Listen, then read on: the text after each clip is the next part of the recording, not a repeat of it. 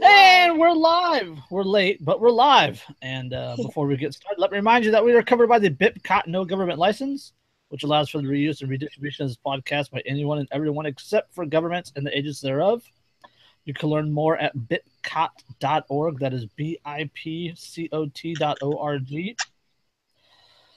And welcome. We are Anarchy Among Friends Roundtable discussion. We are obviously on a skeleton crew tonight, but we have the beautiful people, not me, but those beautiful people. Oh, stop! You're beautiful. And the technical guy. Yeah, this is episode 17.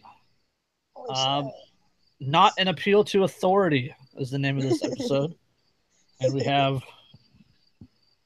I don't know. We have one viewer. Woohoo! So, like I said, they'll come in swarms. Don't worry about it. Yeah. Take your shirt off and do a little dance. Hey. Get those viewers. Wow, the gay Cuban vote just went up 47%. That's right. Whatever works, right? Get them minority exposure's exposure. Yeah, maybe we can turn away from the left. Jesus. That should be the motto for the 21st century. No exposure is indecent. That's right. Not for me anyway. No such thing as indecent exposure. The fucking selfie generation. Not when you lack morality like me. The Instagram model generation. Yeah, right. The Instagram model generation. Yeah. I'll leave that comment alone. Yeah. Yeah. I'm just gonna sit over here and sip my tea. Vanity is a real motherfucker. That's all I'm gonna say about that. I was on Instagram a while ago, and then I just didn't see the point of it really and deleted it. Yeah. Like, I went on there for, like, some dank memes and shit, but, like, other than that, I was like, I don't give a fuck. Like, well, that and, like... Yeah, and you couldn't even save them properly. You had to, like, screenshot and crop if you were going to take them from Instagram. Exactly. I mean, what a pain in the ass. Yeah. Just too much work, even for me. There's a lot of work for piracy. It's where I get all my goat pictures for the Anarchy goat memes. Oh. There's more of them on Instagram than there is on Facebook. That's what I always say. I'm a new wave pirate that sails the high seas of the interwebs, pirating memes. Rear Admiral Dan invading Bikini Bottom. That's right. What the fuck out? Careful now. SpongeBob has been reading up on Ski Mask Johnny. Yeah. Right. So be careful. We'll burn down the town and be like, look, Patrick, we saved the city. Right. Why don't we just take the city and push it somewhere else? They could be senators. Oh my god, the kids are screaming in the head.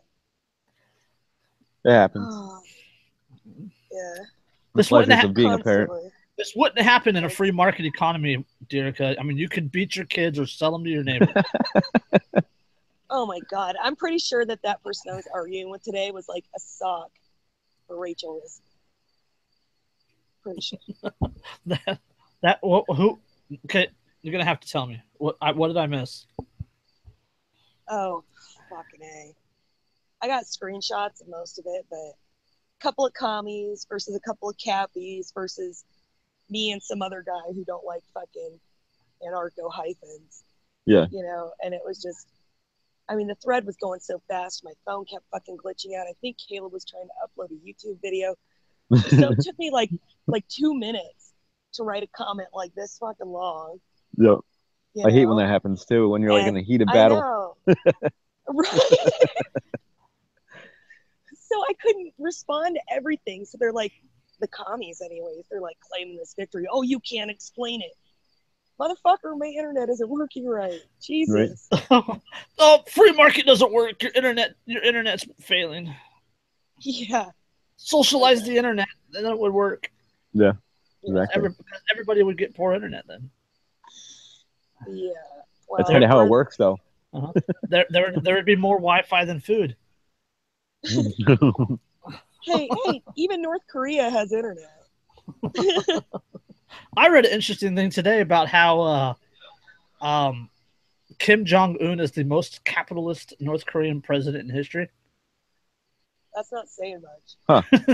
It's really not saying much at all, but Yeah. like just the fact that they would call him a capitalist of sorts. Yeah. Just I could not laugh more. Yeah, and he What is it? The Democratic People's Republic of Korea, they call it? some shit. He has to pick up his brother's supporters now that he had his brother killed for being so westernized. And You know what I mean? Supposedly he has a secret son also. Huh. Well, you know, yeah, he went to school in Switzerland and shit, right? Like he's pretty westernized himself. Yeah. Yeah.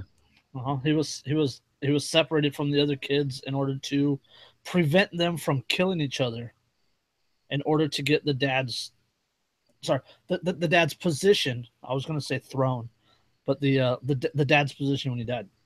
Yeah. Shit is crazy, dude. I mean, like in a sense, like they've been a constant like It's like Game of Thrones, but less entertaining.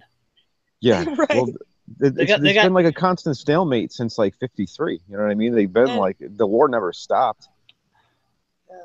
And with just no shots have been fired in a long time. People. Yeah, right. Yeah. And without any people I want to see naked. I'm just saying. Maybe more incest, maybe less. Who knows? Right. Probably more if we're going by typical genetic markers in babies of incest. I'm just spitballing here. Yeah. Probably more incest going on in North Korea. Well, they are a very homogenous race. And with nukes instead of dragons.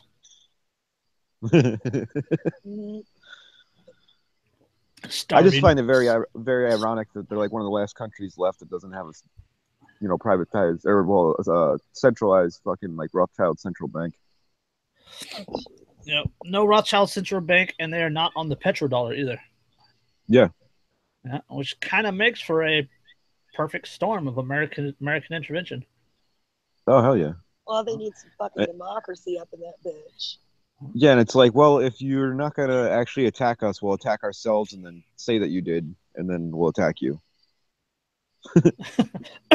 Syrian rebels. Yeah. 1 second, you guys. I'm sorry. 9/11. Gulf of Tonkin. Operation Northwoods. Yeah, right. Go Google. It's ridiculous because I mean the funny. Go Google Operation Northwoods if you guys don't know what it is, or you guy. There's only one viewer. If that one viewer doesn't know what it is, go Google Operation Northwoods. Yeah, seriously, it's pretty much like the Mr. Dylan Robinson. What's up, man? There he is. That was like pretty much like the first laid plans for like anything like 9/11, where they talked about hijacking planes and flying them into urban areas and shit like that. Like, and they were gonna blame it on Cuba. Yeah, that's what Op Northwoods was about. Yeah, exactly. L.L. Remlinster was the fucking dude that presented at the JFK, and he was like, "Get the fuck out of here! I'm not gonna go along with that." A whopping 3 viewers now. Woohoo! We've tripled our viewership. Sorry, guys. I told you they'd come in. I had to go engage mom's nuclear option. What are you talking about? Press the red button, turn the key. No shit. If they're not locked in the closet, then you're less than our buddy Kim Jong. Yeah. Well, duct tape to a chair isn't exactly locked in the closet. It's just an enhanced interrogation technique. Uh-huh. Well, I totally support child labor, so that's a good thing for kids to learn to fucking know their place. I was young when I had to work in my dad's shop, so. My dad made me work at his business too when I was young. Yeah, not super. I mean, like, even when we were little, we were out there hauling around scrap wood stuff on construction sites. Yeah, exactly. You know. Yeah, I was a paid labor for my dad. My dad was a stonemason, a bricklayer. Yep. And I started working at 9. Yeah, I You started got working paid? pretty early too. Yeah, I got paid. Yeah, dude. Yeah, I got paid. I got paid in work before I could get my working papers and shit from the state. Yeah, I didn't Fuck all get paid that. shit until I could get my worker's permit or whatever. Yep. Isn't Yeah. that crazy? You have I to have was- a permit to be able to work. I was laying bricks at 12 years old. Well, you guys Like- want to hear a crazy story, and it kind of like is what kind of introduced me to like a real hatred for the fucking state. Was what happened to my father, because my father and my grandfather had a business together. They owned a body shop, an auto body shop, where they repair cars and whatnot, do paint jobs, all that stuff. And they were off the books and didn't have like a license, so they were like operating under the table. So one of the customers had like complained about something like retarded, like it wasn't even like anything that couldn't be like fixed like immediately, and complained to some agency or something like that. And then like they came and like said something like, oh, you got to be licensed or whatever to be doing what you're doing. So they got licensed, and then my grandfather handed over ownership of the business to my father. And then when they came for the taxes, the back taxes that they owed for all those years that they weren't operating on the books, they hammered my dad. Jesus. And I was like, are you fucking for real? Like, that's some fucked up shit, man. And then like that like kind of got me thinking like who the fuck are these people to be like telling you that you can't operate your own business? Like, he wasn't harming anybody. He was doing his own shit, like making good money. He was fucking offering a better service at a better price than anybody else around. So people always went to him, and he got word of mouth business. He didn't really have to advertise much because he had like his like diehard supporters, and then they'd bring other people that like they knew in and say, hey, if you need body work done, go see John, whatever. Yep. Right. Yelp before Yelp was a thing. Yeah, exactly. And you know what is it's even more fucked up? You could do that exact same thing for trade, for like trading items for labor with people. Yeah. And they wouldn't come after you for taxes for that. No. But if you involve currency, if you involve, standard units of value in exchange, well, then you're fucked. Then you have to pay taxes. Oh yeah. Yep. And then they hit you for operating a business without a permit and all this other bullshit, and it's just like it, like the fact that you can trade all of these things. Yeah. Or that you can do them of your own free will, and they you just can't exchange with their debt notes. Right, with their fiat currency. That should tell people. It's so fucking ridiculous. Right. That should tell people business regulations, they're not there to keep you safe. No. They're there to keep the government's fucking fingers in everybody's pockets. Exactly. That's the only reason they're there. Yep. That and to control the market. Yep. You know what I mean? So it's like the people that like are doing decent business and like competing against other people can't thrive. Right. Yep. Goes back to those old protectionist ideas and protectionist laws and things like that. And like I got a view of like free market capitalism in action like from a very young age. You know what I mean? So it's not like I just like have like theories about the whole thing. I actually saw it in action and like, grew up around it. And like I also grew up around, there was a lot of like that shop was like the second VFW in town. Like all the old school like war veterans used to come there and tell like their stories and shit. Like it was awesome. Right. Like World War II veterans that were like just hardcore. Like this one dude was part of like the glider division when they invaded I think it was France. Oh shit. And they would tow the gliders in that were made out of wood and canvas. They would tie them, or they would like have like a tow line hooked up to them behind a plane, and then release the hitch, and then they just fucking glide in, and fucking pretty much crash land because there was no way to land it. And he said it was like a 70% fucking death rate in those. Yeah, units? Yeah, that's exactly what he said. Yeah. Yeah. Yeah, to even talk to that guy, he's one of the 30% that fucking survived that shit and then fucking fought against Nazis. Like, you know what I mean? Like, not only survived, but went and fucking kicked some asses at the same time. Like, it's pretty fucking hardcore. That's intense, man. Like, can you just imagine? Like, you're riding into battle right? on a giant paper airplane. With like the Red Baron music in the background. He said that you could see. He said you could see through parts of the floor. He's like, it was terrifying. Like, yeah, terrifying. Terrifying is a land. good word. Terrifying is a good word. You're just yeah, like, I've been in gliders before, and I used to one of the jobs I had when I was a teenager was to help the local like glider rides people at the small, you know, municipal airport. Yeah. And I helped them like take off and things like that. And you know, they got wheels on the bottom of them, you know. They can put down for landing. But and I've been up in them, and it's even that is a little scary. There's no engine. Yeah, you know, you're basically on one of those fucking balsa wood fucking airplanes that we all made when we were kids. Exactly, dude. You know? We're talking like I just imagine a paper airplane. 1940s technology. I just imagine throwing a paper airplane. It goes right, like nose dives into the ground. Seriously, like you're praying the whole way down. Like even if you're an atheist, I don't give a fuck, dude. You're just like, please, Lord, let me fucking survive this. You're praying walking to the plane. You're praying strapping in. You're praying going up. You're praying flying there. You're praying once you get released. And you're probably soiling yourself the whole time. Oh yeah, totally. And then it's like, okay, you crash landed and survived. All right, now get out and fight these fucking guys behind enemy lines. Yeah, go shoot. And that's if you have anything in your system to soil yourself.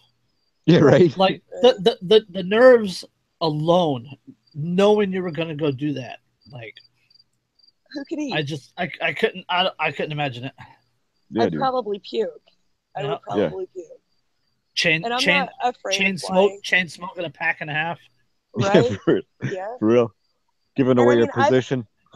I've always been an adrenaline junkie, you know. I went skydiving for my 20th birthday. I mean, I'm the kind of person who does that kind of shit. Yeah. But I'm not fucking doing that. That's hardcore, dude. No. And you know what? It's fucked up because it's like, you know, some people are like born that way, that they're like hard, like they're born like hard fucking core, and they would go and do some shit like that. But like, like, I mean, if it came down to it, yeah, of course I'd fucking like, you know, fight for my family and my friends and all that stuff, you know. But I mean, like, I'm not gonna go and like wage a fucking war of aggression against the people that are like aren't bothering me. You know what I mean? But so it's like I wouldn't want to send anybody else to go do that. Right. I'd be that one person in the ready room, like, there's a 70% chance that none of us, you know, that 70% of us are gonna fucking die. But there has to be a better way. This is a fucking waste. What's the cost versus benefit analysis here? Jesus Christ. It's like, well, do you want to kill Nazis or what?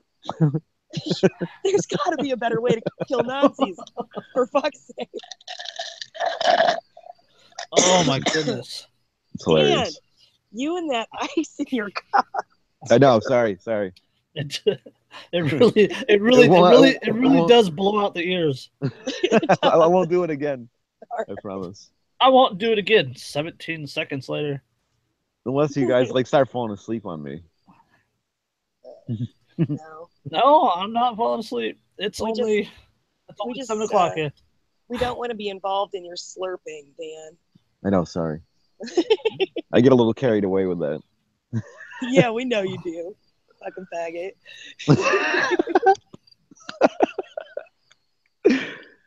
Yep. No comment. If it brings in viewers, fuck it. Oh, jeez. So what do we got on the docket for fucking news stories there, brother? Well, bikini baristas. Right? Oh, yeah, we have bikini baristas. I wanted to get to something else first because we're gonna need to recover after laughing at this one. Is this what Hillary Clinton said?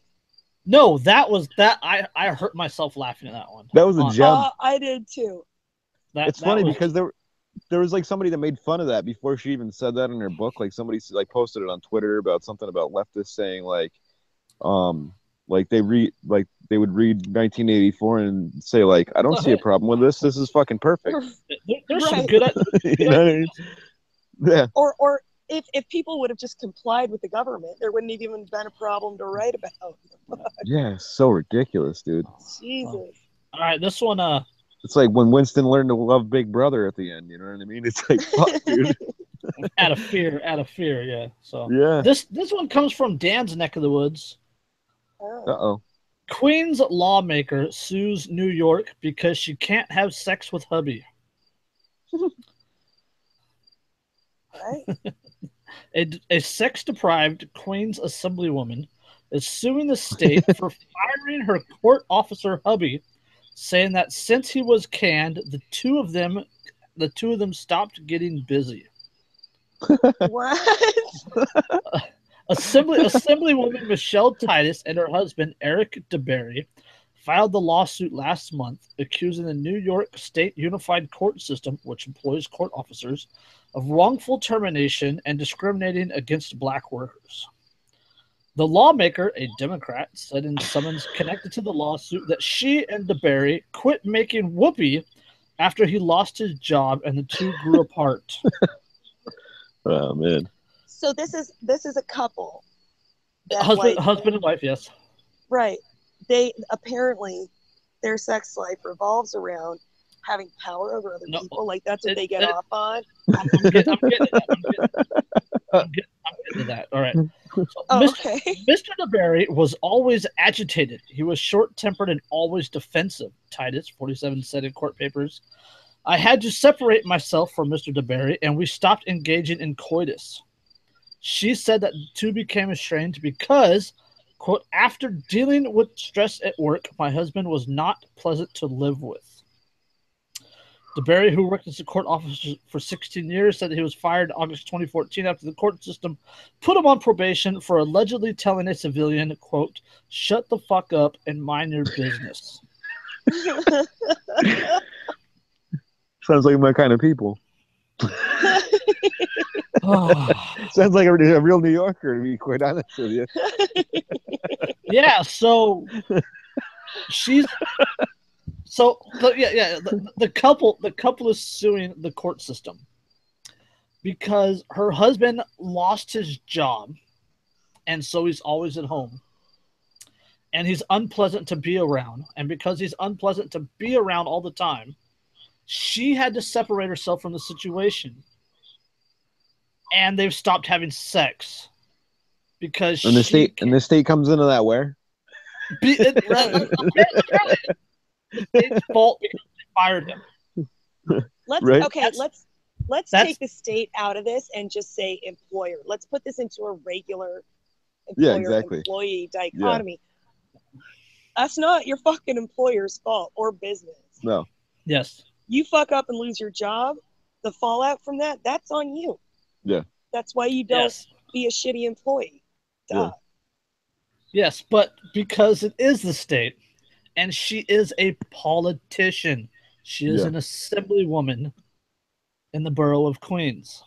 Yeah. Yeah, and they're like some of the worst. Yeah. Especially the Democrats down there. The Democrats, yeah. So oh my God. Is there anything but Democrats? No, not in the city.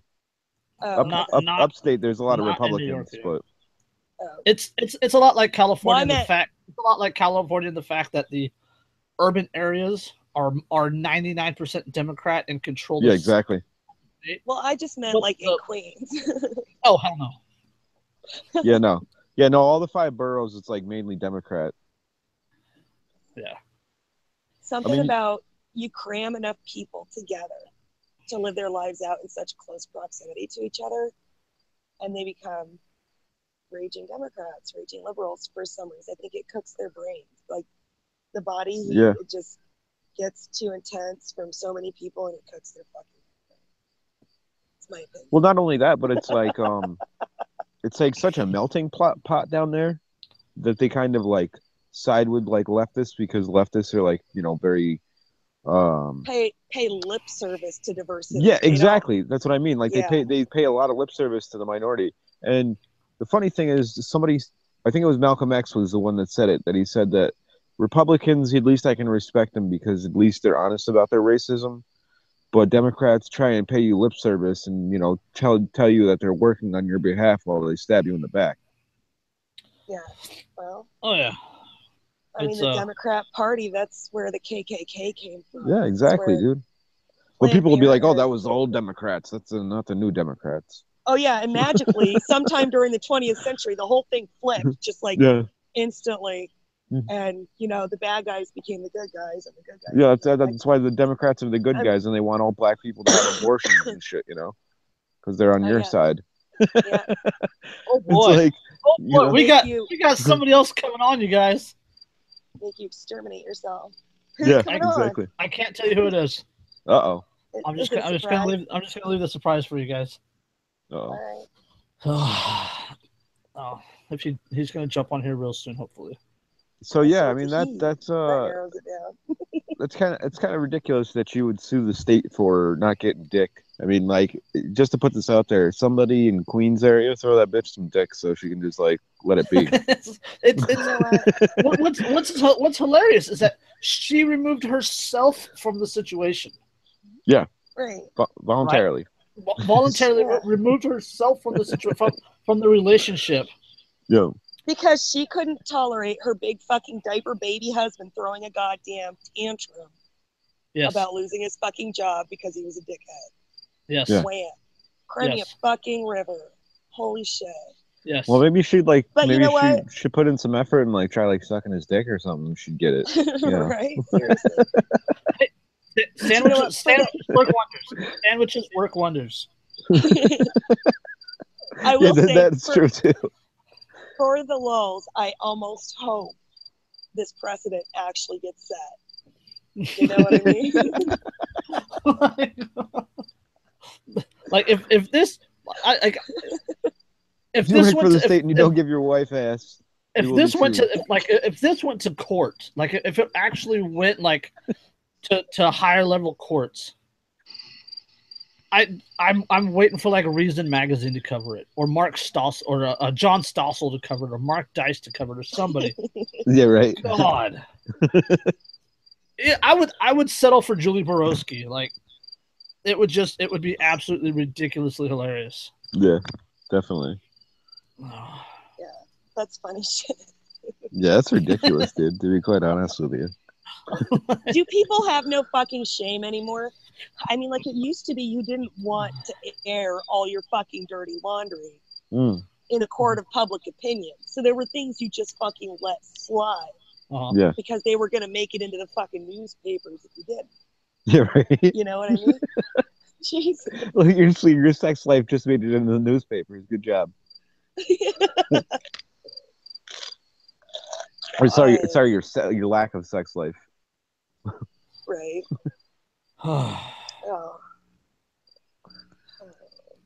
That's funny shit.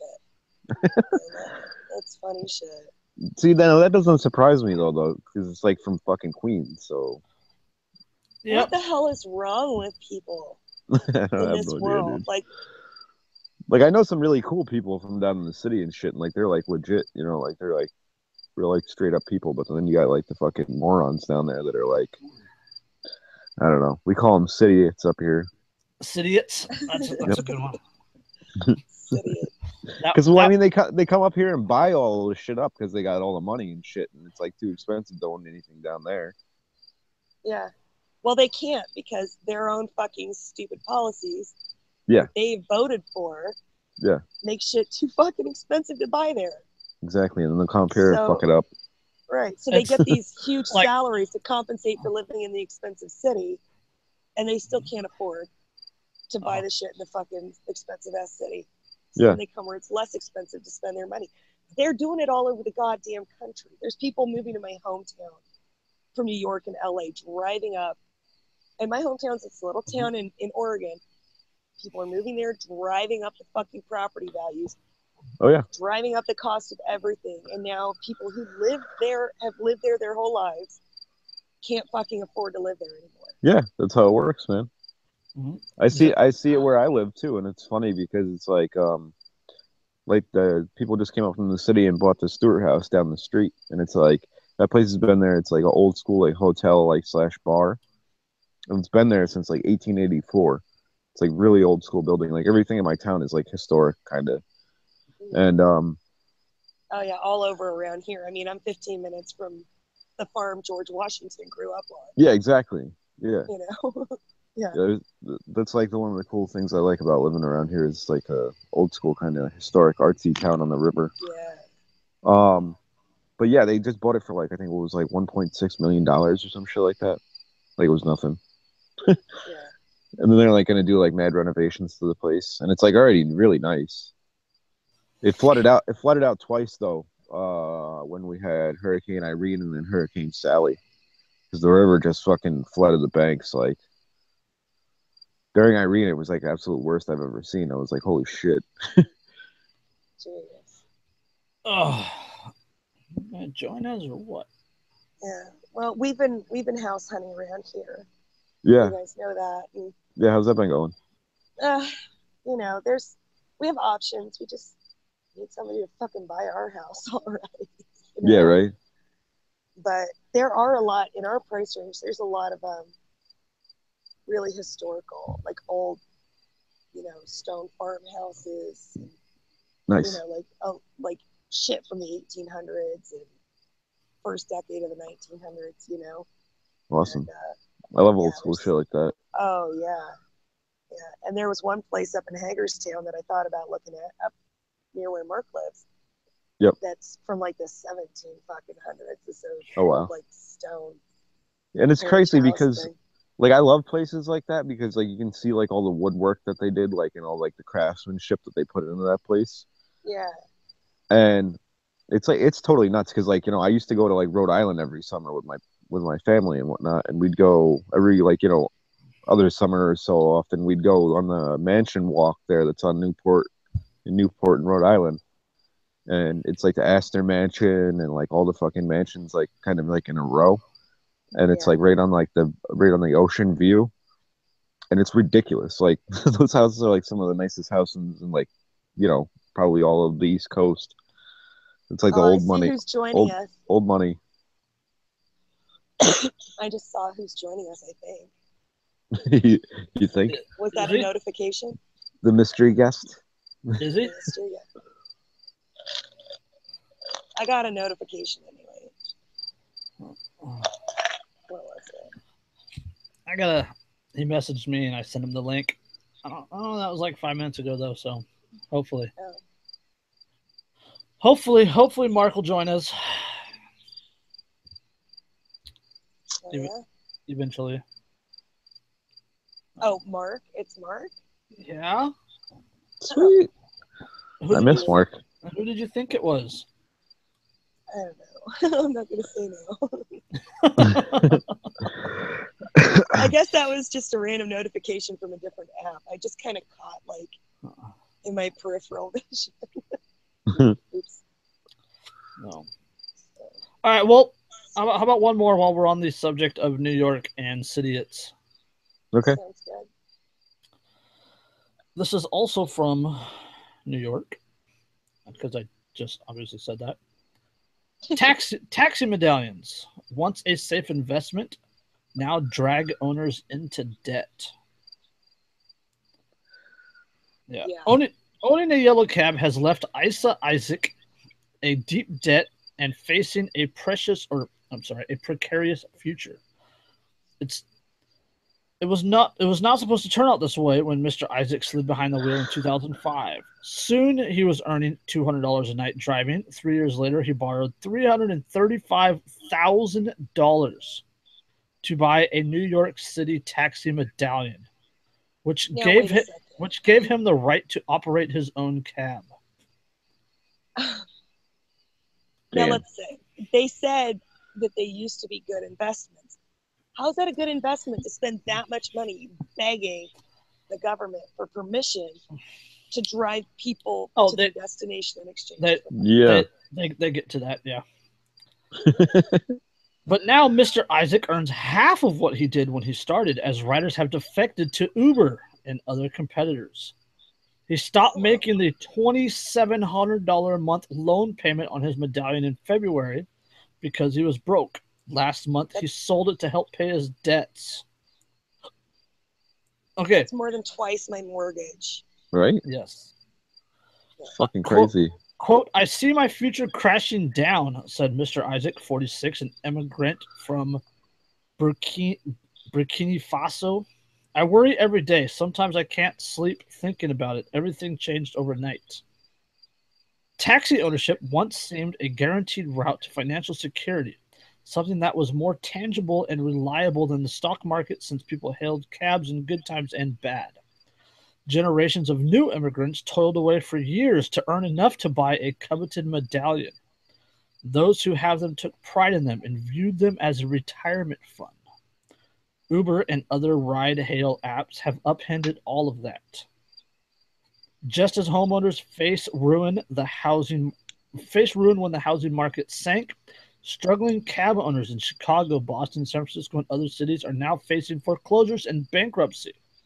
Many took out loans to pay for taxi medallions, counting on business that instead nosedived amid fierce competition. They are falling behind on loan payments, being turned away by lenders, and stand to lose not only medallions that are their livelihoods, but also their homes and savings. Listen to this number coming up. Nowhere in this crisis is it more dire than in New York, which has the largest taxi fleet in the country. Medallions now sell for a fraction of the record $1.3 million price in 2014, and in many other cases are worth far less than what the owners borrowed to pay for them. Wow. Like now's the time to buy taxi medallions. Right. Even if these owners sell their medallions, they still owe hundreds of thousands of dollars, far more than in any other cities where medallion prices are lower to begin with. Yeah. Okay, so for the three viewers watching, a medallion, it's basically there's a fixed number of cabs in New York City, right? And a medallion essentially legitimizes you as a cab, saying that you have the government's permission to operate a cab. It's a cabbie business license, if you will. Yeah. Okay.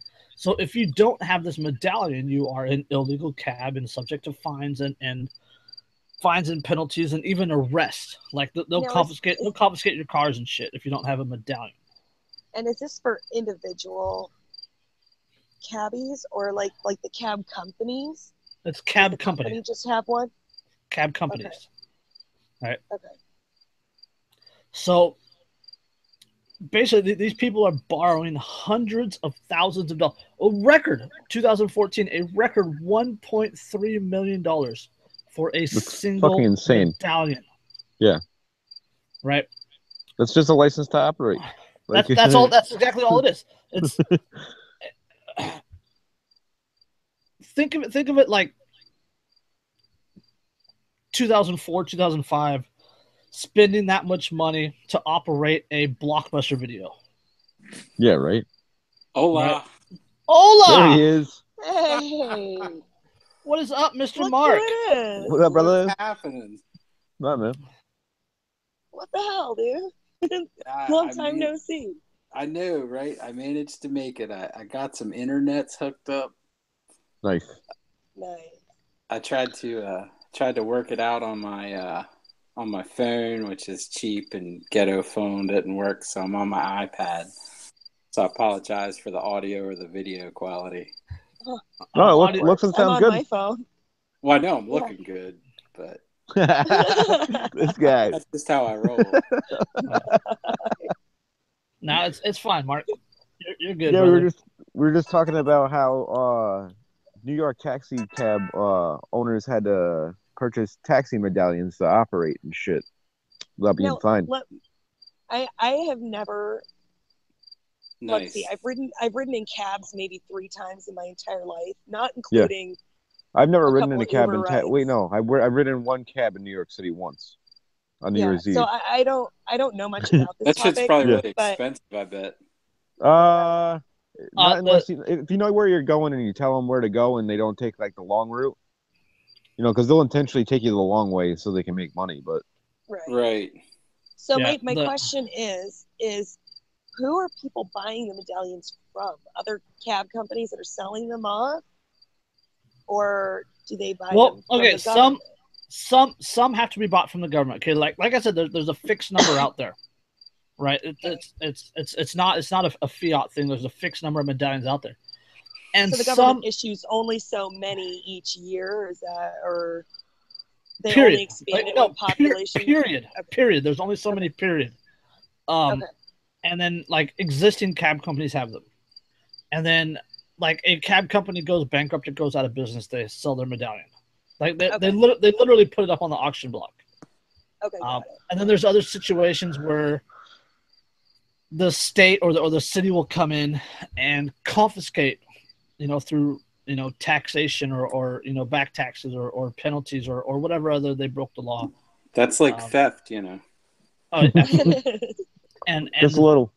The city or state or whatever will take people's medallions.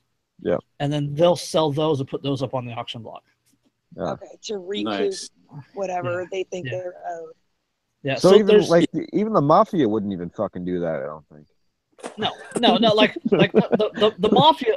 If the mafia did it, like they would sell the medallions for like the same price every time. Yeah. Right. No. Like at least they live by some ethics. Yeah. Right. No. Like these like in the article here, the guy paid $335,000. It's insane. For a medallion. To even think about that, like you're gonna have to work your life away for like. So that's like one cab, years. right? Yeah. Like one medallion per. To operate his own cab company, yes. Yeah, but he makes all the money. He doesn't have to pay anything to anybody other than just for the license or the medallion itself. Well, he had to pay $335,000 for it. Yeah, exactly. $2,700 a month is what he was paying for it. To pay off the insanity, dude. That amount of money would get you a nice house around here. Mm-hmm. Oh, yeah. $335,000 would get you a pretty decent place even here in the San Francisco Bay Area. Yeah. Can you guys hear me? Yep. Okay. I just plugged in my old cheapy headset, so I'm not bugging my roommate too much. I think Still that cricket is at Dan's place. The cricket's at Dan's place. Yeah. Oh, yeah, probably. Sorry. You guys are lucky that the cicadas aren't singing tonight around here. I'd have to go inside. No doubt. We don't have cicadas. We have gangbangers. We got gunshots and 1,200-watt stereos on $800 cars. Makes sense. Yeah. Of course. Priorities. It's all about priorities. Yeah, totally. I only ever visited like the ghetto and well, no, that's not true. I've been in the ghettos in New York, well, in Brooklyn and Queens and like other places in New York City, but the worst I've ever seen was in Philadelphia. Oh, Philly is nasty, man. Yeah, there's some bad spots in Philly. Oh, dude, yeah. When I went down there, like when I lived in Quakertown in PA, it was like 45 minutes north of Philly. Oh, you lived in Quakertown? I lived in Doylestown, man. Yeah. My brother dated a girl from Doylestown. Nice. Oh, shit. Worst place I ever lived. Kevin's from Marcus Hook, so we go up to the Philly area.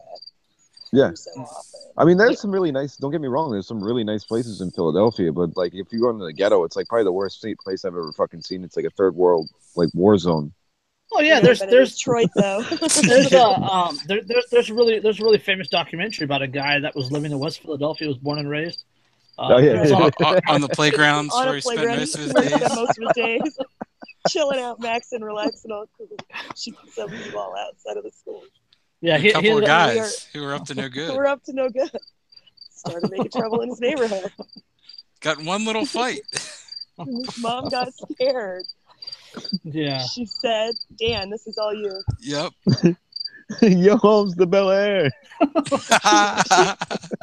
You messed it up, Dan. You messed it up. Oh, I did. That's what he says to the taxi guy. Uncle in Bel Air. Yeah.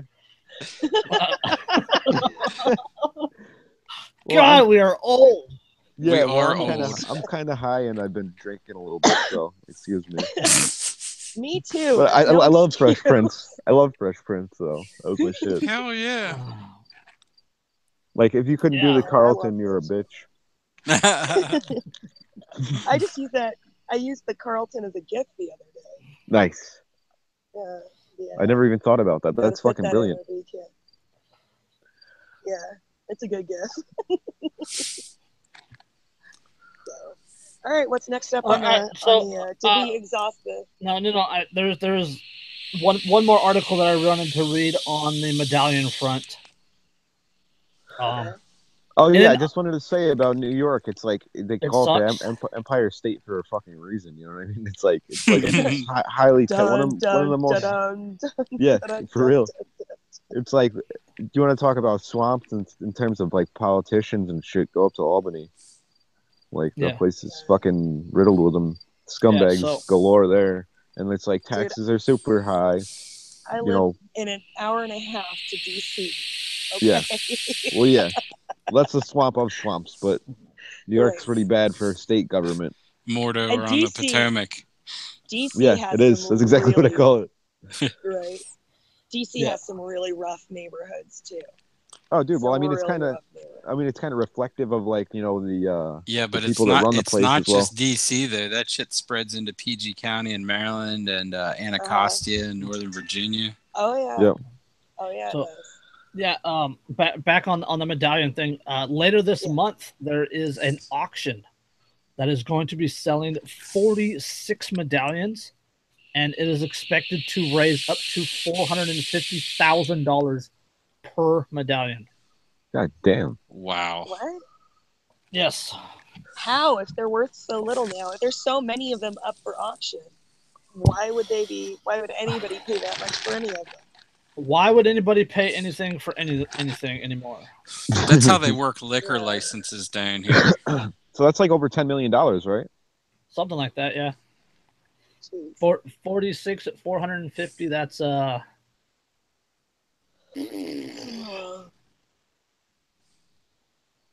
like 90. Oh, it's more than that. Hold on, I think it's like 10.4 million.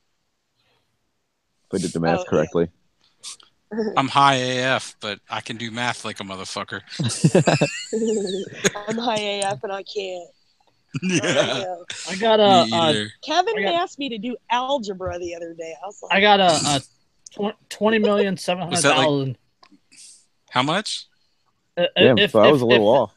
If they all max out, if all 46 max out, it'll be like 20,700,000. Shit. Jesus. Yeah. No, you're right. Yeah, you're right. For permission to operate a cab. Yeah. You know what? Nobody should buy those motherfuckers and then let New Yorkers fucking riot over at City Hall over no cabs being available. Or just use Ubers or Lyfts. That's what it. $450,000 for a taxi medallion. Well, see, or $8,000 for a used police cruiser in the auction, $2,000 to pimp it out. Yeah, right. Yeah, and $10,000 for an Uber, or $450,000 for a taxi, and that's just the medallion. That's not including insurance and the price of vehicle and all that other stuff. Yeah. And if you already have a car, Uber's much cheaper even than that. Yeah, but see, the thing about in New York City, man, having a car in New York City is just ridiculous. Yeah, it is. When we went up the other weekend, we parked for like, I don't know, 4 or 5 hours, and it was almost $40. Yeah. I was just gonna say. And that's why we usually take the train down. And that was on a weekend. That was like on a Saturday. I couldn't imagine what it cost to park like during business hours. The only time I've actually driven down there. Parking down here. Yeah. Exactly. The only time I've driven down there and parked for like a extended period of time was when we went on a cruise for a week down to the Bahamas. Yeah. But like other than that, like I refuse to drive down there and like fucking park anywhere. It's insanity. The few times I go into San Francisco, I take the train. I won't drive. Yeah, you're better off, dude. You know what we just do? Take the train and then take public transportation like the subway or whatever. Yeah, but when we BART trains, they're pretty good, aren't they? They're pretty decent. When we drive into DC, we park in the economy parking at the airport. It's $15 a day, and we take the airport shuttle to the metro station. Nice. Take the metro That's smart though. Right there. That's pretty anarcho right there. That's a fucking that's pro tip right there. Parking if anybody's listening, DC really sucks. That's right. You ever go to DC DC? really sucks. They're fun and informative. Yeah, and the hell with driving in DC is you don't even have to drive in DC to get a parking ticket. No. They robo-generate those motherfuckers, and I think they just it's like picking the lottery. They just randomly, arbitrarily grab some numbers in a state. Right. Hope it matches maybe up. Maybe they check out whose Easy Pass was headed that direction that morning. And just throw all their names in a fucking hat. That happened to me. And actually, it was a big thing probably, I don't know, 20 years ago. They had this big scam where the city just generated all these fucking parking tickets for people. Like, I got a ticket for, like, the 14th Street on-ramp for parking on it. I'm like, I've never been on that fucking ramp in my life. I'm like, shit. And I was out of town that weekend. I knew where I was, and I called them up. I got an alibi. Yeah, it was like a $50 parking ticket 20 years ago. And they says, it doesn't matter. You still have to come down and go to court. And I'm like, okay, I'll do that. Well, I talked to a buddy of mine who lived in D.C. He's like, don't do it, man. It's a fucking trap. Their idea of court is they have like a room with one judge or traffic official or whatever in it. And you fucking go down and it's like first come, first served. Mm-hmm. So it's like they go through all the people they can in the day. And if they don't get to you, you have to come back the next fucking day. Oh, man. And until you make it through the fucking system, he's like, it's better to just pay it. Yeah. That's how they get you. But apparently somebody caught on to the scam and they expunged all those tickets. But for years, man, DC was sending me collection notices and we're gonna boot your car if you come to DC. And okay, so then I won't. Right. Fuck you guys, I won't do business there at all. I'll just ride the metro. Exactly. But now they got all these traffic cameras and speed cameras. It's ridiculous. I hate driving in DC. Kevin I can't even imagine. Kevin just got out of a traffic cam ticket not really? too long ago. Yeah, because he fought it. He wrote them a letter. Like I dug up. Oh, I think he talked about it a couple episodes ago. Like it might have been one of the ones I wasn't here. I dug up this IG report for him on, like the IG had said, this traffic cam program is unconstitutional. It's you have no way of knowing exactly which car was speeding, and you just have some officer arbitrarily picking whichever one they think is most likely, and blah blah blah blah blah. And then DMV's response to that was, their response to this like IG report was, but if you take that away from us, we won't be able to fund our offices. Like too bad. Seriously, we're was gonna do illegal shit to make ourselves have jobs. Right, you have to let us extort innocent people, or we won't have jobs anymore. At least they're honest about it. Did DMV just go, who will build the roads? Yeah, pretty much, basically. That's almost essentially what they said. My asphalt. Right. But Kevin and I worked up this letter of protest to be sent into DMV over it. Never heard back from them again. You expressed your outrage, flexed your civic duties. Well, and we looked up all this stuff. We had this IG report and everything, and and we just went with the working within the status dichotomy or whatever you want to call it. Mm-hmm. And we were like, well, you can't prove that it was me. You can't prove beyond a shadow of a doubt that my car was the one speeding. That's why get fucked. That's why I always advise anarchists to understand the legality of the system that they're enslaved to, because it's like, dude, you have to at times you have to play their game and beat them at it. You know what I mean? So be better. Be better than them at it. Right. Just because you believe it's wrong doesn't mean you shouldn't know how it fucking works. Exactly. Because they will bring it against you, Oh, whether absolutely. you believe in it or not. And then you're playing in absolutely. Yeah, I actually had this exact conversation with somebody the other day regarding her ex. Like she's like, oh, I know it's not anarchist to involve the state and blah blah blah blah blah blah blah, and I'm just like, we don't live in an anarchist society, right? That's the reality. Like morally and fundamentally, we believe a certain thing, but the reality of the situation is we do not live in a voluntary society. We very much live in a statist society, right? Yeah. And the if government, you don't Unfortunately. bring the state against your ex first, they'll bring it against you, and then you'll be on the defensive for the whole thing. yeah, it's Is this person's ex supposedly an anarchist? yes, you know who I'm talking about. Yeah, I figured. Yeah. Yeah, fuck that guy and the horse he rode in on. Yep, and the person that bred that horse, and the person that bred that person, and everything that has to do with that person. Yeah. That person keeps sending me friend requests. I think it's fucking hilarious. He must forget who I am and how many times I just suspicion. I know who tear him up. We all know who he is. So. I'm actually still friends with him. I think. Why? I don't know. Maybe I just never got around to it. Morbid curiosity. There's so many people that I need to unfriend, and I just haven't gotten around to it. You know what? I have a lot of people like that on my friends list, but I've unfollowed them. Yeah. And basically, it's like you guys, punk rock homesteading, like Lisa, Paul, and Lou, fam. yeah, and fam. And a couple of like extended like second cousin and fams, you know. Right. Not that they're any less valuable. I just don't have as much contact with, you know. Right. But we all have our own little circles, you know, but the circles are compatible and right.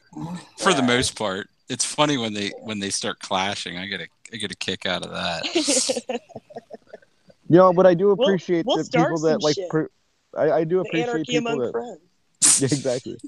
I do appreciate the people that like do present conflicting views at times though, because it's like I do appreciate people that challenge my point of view. Mm-hmm. It's right. You know, and don't always like say, oh yeah, I totally agree with what you're saying. You know what I mean? Yeah. Nobody learns in an echo chamber. Yeah. Right. And sometimes I'm just too damn nosy to let go of those friendships because I want to know what they're fucking saying. I want to see like.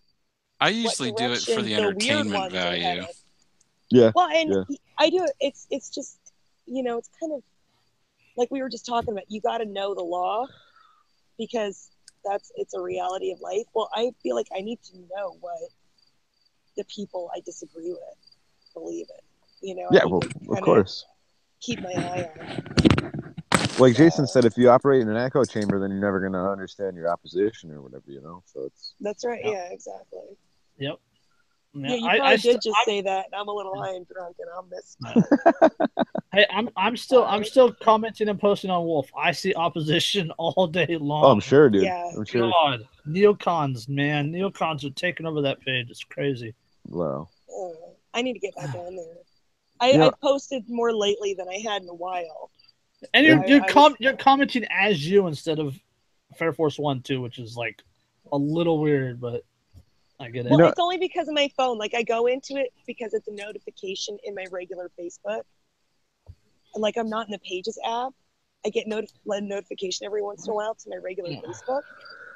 Or I'll see it in my feed and want to comment, but I don't want to, like, go into Pages and try to click and all that stuff. Post. And, Well, you know that, like, the neocons have their roots in Bolshevism, right? Bullshitism? Bullshit. Yeah. Bolshevitism. Yeah, but do they realize that? Probably not. No, I don't think so. But like bullshitivism, right? Yeah. Well, that's pretty much what you should call it. But I mean, like, it's essentially communism. I mean, like, what's his name? William, or I think it was William Crystal. But the guy, he's like a main neocon. He was a huge, George Bush supporter. Bill Crystal. He was always on Fox News and shit, promoting wars and this, that, and the other thing. His father. Well, yeah, he was a general, wasn't he? No. Maybe his father was, but No, he was like a the talking son. head, right? Yeah, Like a yeah, talking No, head. who's the crystal that was the general of the? I think you're thinking of a different crystal. He I got think- I caught think up in some sex scandal, I think. Yeah, no, that was somebody different. The guy I'm talking about okay. is like he's like a talking head on like neocon news channels and shit. But anyway, he was like Gotcha. one of the big promoters of the Iraq War, and his father was like one of the founders of like neocon, thought essentially, and like he came out of like the Chicago school where like the commies come out of essentially, and he was a big like Stalinist like Marxist fucking guy, and like not a lot of Bullshitism out of Chicago. You don't say. yeah. Nah, there's no way that just doesn't happen. Surprise! Yeah, right. Paint me Like, shocked. Like what's his name there with the Weather Underground. Ayers. Bill Ayers. Yeah, Bill Ayers. There you go. Yeah, he went to the Chicago School of what's it called there. Hey, Dylan says that don't let all this distract you from the fact that in 1966, Al Bundy scored 4 touchdowns in a single game while playing for Polk High School Panthers in the 1966 City Championship versus Andrew Johnson High School, including the game-winning touchdown in the final seconds against his old nemesis, Bubba Spare Tire Dixon. This is true. Thank you for the That's reminder, some Dylan. impressive Married with Children trivia there. It really is. It reminds me of Uncle Rico when he says, "I bet you I could throw a football over the mountains." Yeah. My Niners can use them right now. Isn't Dylan a little young to be making such detailed Married with Children references? Seriously. Yeah, I don't know. Yeah. Oh, yeah, I guess so. I think he might have Googled that one. You probably Googled it. Goddamn millennials. Stealing all our shit. He must have seen it. That's He must have seen it cultural on. appropriation. Exactly. That's exactly what it is. It's cultural appropriation.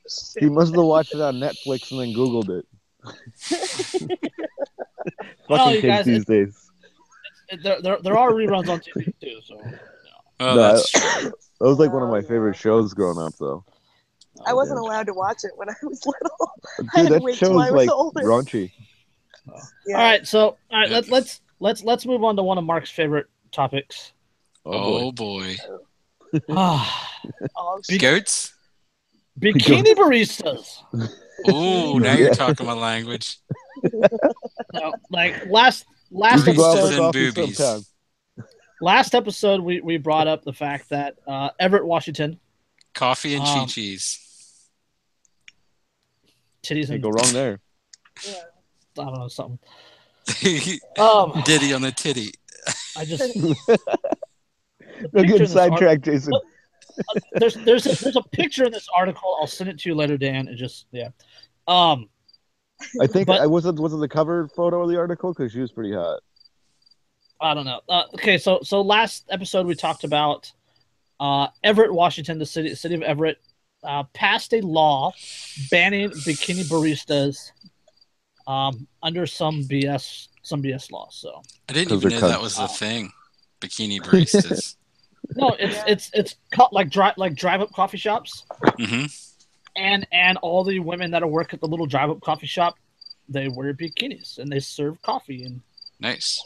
They should just You take get the bikinis off. you can get tatas with your latte. That's Hey. right. I'd like a tate. Just make sure In you the order, anarcho society, just make sure you order it iced for obvious reasons. we can do that. So I'd operate a fucking fully So- nude barista, but who's gonna be brave enough to do that?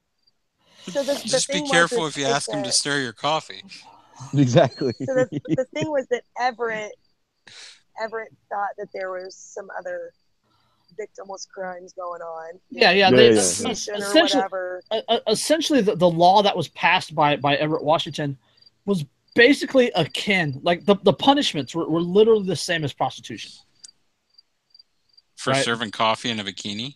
for serving coffee in a bikini because they said that the clothing was inappropriate. Too blah, blah, blah. risque. Yeah, they passed all the BS regulations and all this stuff. But now Bikini baristas sue city in the name of free speech and women's rights. God, That I I can love it when support. liberals fucking eat each other. I fucking love it when liberals eat each other. Right?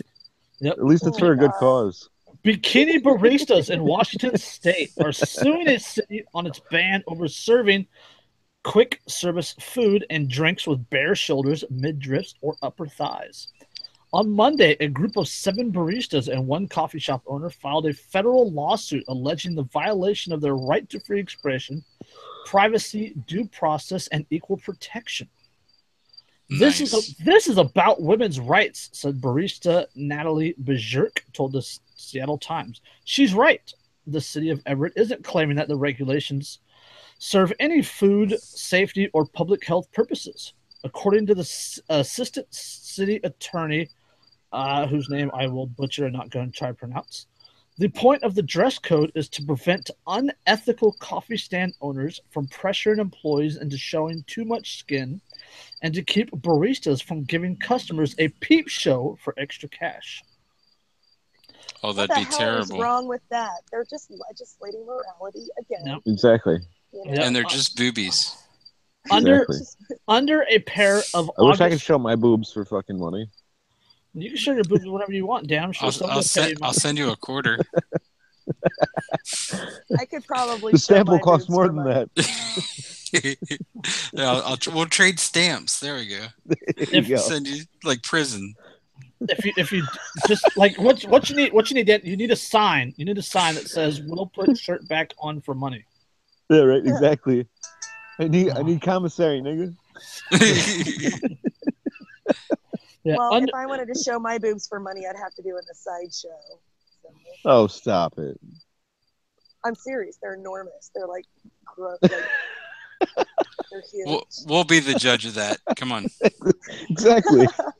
It's between what? it's between us and the NSA. Don't worry about it. But they But nobody on they're YouTube will see it. Look, okay, they are too damn big. You see this? That does not fit on my body. Do they cause you problems? Yes, they do. Oh, okay. Well, I was gonna say, Neck problems, back problems. You fucking name it. I'm a double H. All right. Damn. Holy smokes! You guys know. I didn't know it was like that. You guys know That's Derek is like impressive. 5'10", right? I'm 5'9". Yeah. 5. Okay. But still. Yeah, because we're totally gonna go hang out with Lisa and like make short people jokes. That's right. Hey, cute. Well, don't forget to leave me out. Melissa's only 5'3" and Anna's only 5'1". So we got Anna's plenty only of short 5'1". jokes. Yeah. See, but Why I've do I never think seen she's a picture tall? of Anna without her being like, Contorted into Pilates. yes. So Again, You will never can't see give- a picture of me where I am contorted into Pilates. All right. Yeah, right. I'm just putting that out. you're gonna be like, what's that on Derica's face? Oh. let's just like if Derek had tried Pilates, it'd be like a slinky. Right? It would. We're not joking. So okay, People under a with so pair. low center of gravity can pull that shit off though. Right. No, I got a big ass too. I got balanced center of gravity. Excellent. So Kevin lucked out. No doubt. God bless him. All right, so what are you saying, Jason? all that Andy's a Fed. God damn it. Damn the feds. Our favorite Fed. Right? So, yeah, under a pair of August ordinances, employees at food trucks, drive-up coffee stands, and similar establishments are banned from being in bikinis, shorts, sheer clothing, or any other outfit that shows bare stomach, shoulders, breast, lower back, or pubic areas, and the 3 inches of the thigh below the butt. Employee violations can lead to fines for business owners, along with requirement to register for a special license, which the city can deny, and a 5-year probationary period. Subsequent employee violations during the probationary period can get established food service licenses revoked. And if the owners are judged to have, quote, facilitated the lewd conduct, they can be slapped with a $5,000 fine and a year in jail. America, what more do you need to know for you to understand? These bastards just want you to be fucking miserable. Yes. Yeah. Okay. They're trying to just don't cover all want my you to be favorite happy. parts. Okay. This quote. Okay. Wait. You broke This my quote- favorite part. Right? This The fuck, quote. man? All right. This is from the assistant city attorney. Quote: "This is not about being offended by people wearing bikinis. Some of these Bullshit. stands had the characteristics of a poorly run strip club and trying to enforce standards under Everett's lewd conduct law was simply ineffective. Quote, this business model is just fertile ground for exploitation." What's wrong with that? You know what? I bet you some puckered up prude back in the 50s said the same shit about, like, you know, the drive-in restaurants with the waitresses on the skates with really Yep. short skirts. All right. Liberty. While we're at it, why don't we just institute Sharia law, call women property, and fucking tell them they have to wear Yep. burqas? For real. Excellent. That's where this kind of shit You know what is. I mean? Like, As long as what the it's fuck, dude? voluntary. Okay. As long as Yeah. it's voluntary. Consent is important. Liberty Ziska. I freaking love this girl's name. Liberty Ziska, an Everett bikini barista and one of the plaintiffs in the suit, disagrees. Quote, "I choose my own clothing at work, and for me, the message I send is freedom." Oh, yeah, sister. Right on. Mhm. Right on. Yes. Is that like Kokesh freedom? Does it come in Walmart parking lots? Yes. I hope so. She ain't telling me she will. Only after getting your coffee and shit to speak. Getting what beat? Oh, coffee. Sorry, guys. It's been a while since I've seen you. I miss you. So I'm a little giddy. Right? We missed you too, Mark, for fuck's Yeah, sake. we did miss you. You son of a bitch. I'm actually going out of town this week for work. But then when I get back, I'm going to have the computers set up again, and I'll have internet. So Sweet deal. I'll be a regular. I'll be back again. I thought I was going to go a whole month without you guys. I was that means about to that invite means- you down to my place to fucking sit on my deck with me and do the show. If you couldn't get it worked out where you were at, just drive down here Sunday night. Hell yeah! Actually, that might happen I might come down one of these weekends. That Are would you guys? be so cool. Yeah. I've got I'm off on the weekends now, which is kind of weird. But Yet all you fuckers live 3,000 miles away from me. So, Mark, Kevin's birthday party's the 30th. Come down for that. are you? Fuck! I'm on call that day. I think Damn it. God. Maybe I can get somebody to cover. It's gonna be We're at 41. the house. Or are Yeah. you guys going out? Yeah, no, it's at the house. Nice. Yeah. I might be able to. I no guarantees, but I will. Think about it. I will think about it, and if I do, it'll be a surprise. Okay, you should still have my address if you wrote it down Yeah. from the candy packages that you were sent. I'm pretty sure that I do. If not, it won't be a surprise. I'll let you know. I'm You coming. hear that? You hear that, AE? You hear that if you're out there? Dear Cassette Mark Candy, not you. That's right. That is right. Actually, I did just make some candy. So you guys know Jack Allen. Yeah. And he was at Midwest Peace and Liberty Fest. I met him there in person for the first time. But his dad is like the biggest fan of my caramel ever. Just adores it. And so his birthday is this week. And Second biggest fan. second biggest fan after Mark.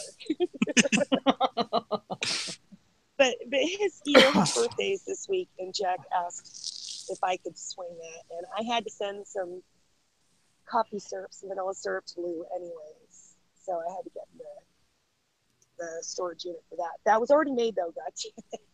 And the caramel doesn't require special pans, okay? So I was able to do those things this week for a little bit of Bitcoin on the side, you know. Plug the page. Nice. Plug the page.